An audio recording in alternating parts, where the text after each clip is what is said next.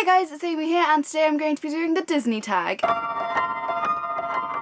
So a few weeks ago, Jean from Bookish Thoughts tagged me to do the Disney tag, so that is what we're going to be doing today. I shall leave a link to her video down below, and I'll also leave a link to the tag creator. You've probably already seen this already. It's just 10 questions based around Disney characters and the books you would relate to them. So let's crack on. The first question is The Little Mermaid, a character who is out of their element, a fish out of water type character. And my answer for this is going to be The Blind People in The Day of the Triffids by John Wyndham. If you don't know the general story of The Day of the Triffids, basically this big meteor type thing flashes over the earth and causes everyone to go blind. This would obviously be a very big issue nowadays, but in the time where this book is set, there are these giant carnivorous plants which sting you and kill you and eat you, basically. When everyone goes blind, they become extremely vulnerable to these horrible plants which can then take over the world. The story follows the main guy who was actually in a hospital at the time, so didn't see the big flash meteor thing, and is actually able to see, so he manages to help people. It's a really good book, you should go and read it. So question number 2 is Cinderella, a character that goes through a major transformation. And I am going to go with Bilbo Baggins from The Hobbit. I love The Hobbit, I love Lord of the Rings, I love Tolkien.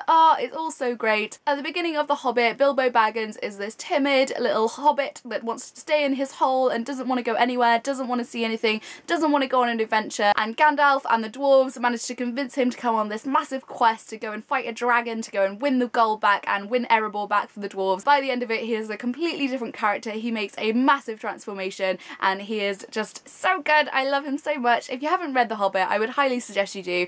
Also, the films are really good, not as great as the book, but I would definitely suggest reading the book. Question number 3 is Snow White, a book with an eclectic cast of characters. Absolutely no surprise here from me, and it is The Lord of the Rings by J.R.R. Tolkien. This is my bind-up edition, lovely gold spine. I'd be very surprised if you didn't know what Lord of the Rings was and you didn't know that they had a massive different array of characters inside the books. Hobbits, men, orcs, elves, all these different things. It is my all-time favourite thing, and I just implore everyone to go and read it. Question number 4 is Sleeping Beauty, a book that put you to sleep, and I am going to say The Match Trilogy by Ali Condi. And I don't even have my editions of this anymore because I gave them to a charity shop. I really didn't like them. I didn't think it was a great dystopian read. I don't know why I even forced myself to read the whole trilogy because I just didn't enjoy them. They put me to sleep. Question number 5 is The Lion King, a character who has had something traumatic happen to them in childhood. And I am going to say Matthew from The Shock of the Fall by Nathan Filer. This is a absolutely amazing book. I read it earlier in this year.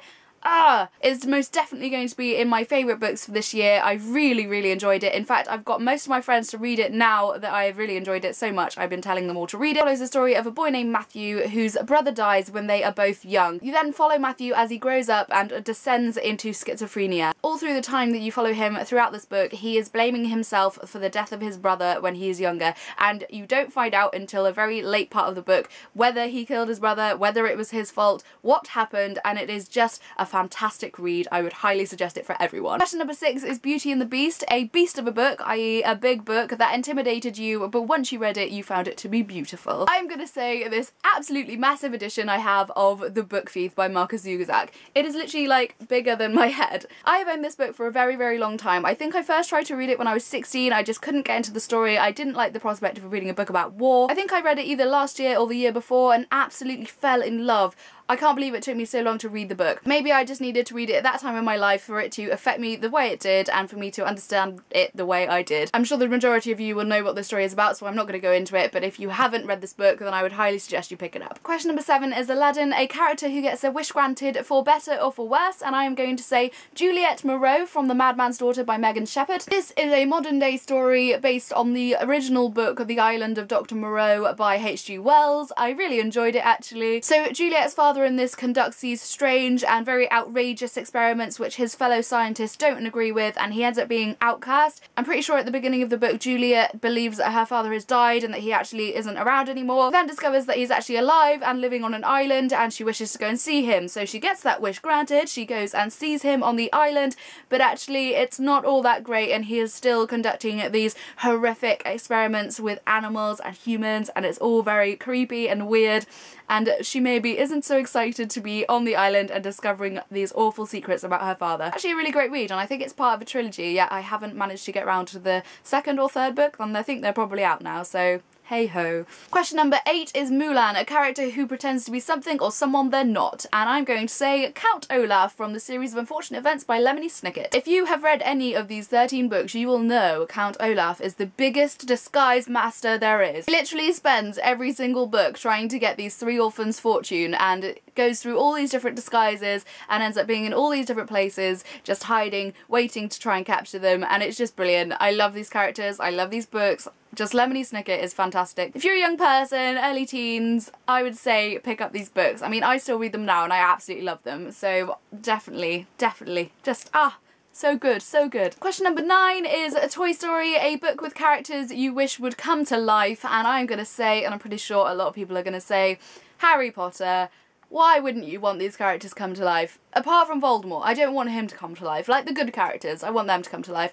Just primarily I want to meet Lupin. I wish Lupin to be my friend. I absolutely love that character. He's my favourite character. I just wish all of it could come to life, not just the characters, like the whole world. I want it all to be magical and I want to live everywhere in Harry Potter land. Who wouldn't want to see these characters come to life? Come on, nobody. Question number 10 is Disney Descendants, your favourite villain or morally ambiguous character. And I'm gonna say the mayor from the Chaos Walking trilogy. I'm not going to spoil you if you haven't read these books, but the mayor in this book, I just couldn't work out the whole way through if I liked him, if I didn't like him. He had so many layers to his character. He was written so fantastically that he was a villain. He was the bad guy, basically. But actually, there were some times when I wanted him. He looked like he was coming through to being good. He looked like he was going to change his ways and that he was going to end up being a good person.